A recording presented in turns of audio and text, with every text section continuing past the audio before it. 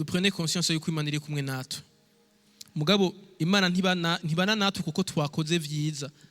Mwibuke yuko Imana iri kumwe natwebwe kuko twemeye kwizera igikorwa Yesu yakoze, apana ibikorwa vyacu vyiza. Amen. Reka mvuga kandi kantu, twavuze ico kintu cyo gusenga cyo kumva yuko Imana iri kure yacu, nkuko Abisirayeli basenga Imana iri kure yabo. Hamiki naco Abisirayeli basenga Imana iri mu bwiza butegerwa parce que bari babi, mugabo Imana yera.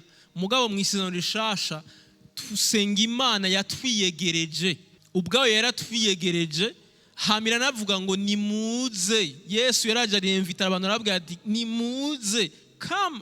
Mwana yo tugiye kuvuga ubutumwa, ndibuka tuja kuvuga ubutumwa aha kuri Kotebu hatarabi isoko kera arabanywa mu ngini biki, umuntu arambaza ikibazo ngo mbega Imana jeyo yomparira.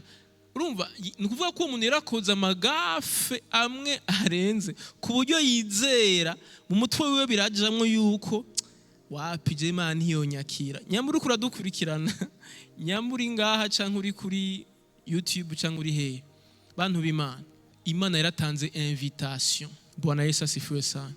Ya Mana ya kera yavuga ngo ntihagire umuntu numwe yegera atejeje, niyo Mana uyu munsi ivuga ngo nimuze uko muri kwose. Kubera iki? Kubera ko izi ko ariyo itweza muri Kristo Yesu.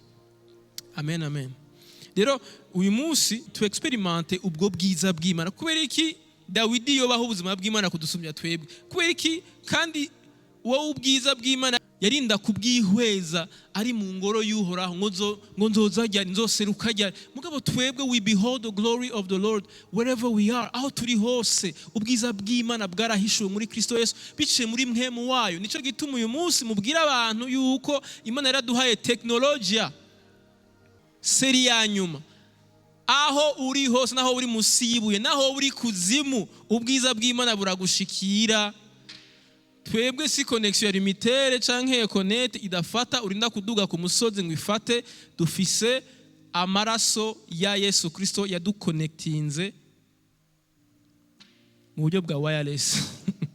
Haleluya. Bwana Yesu asifiwe sana.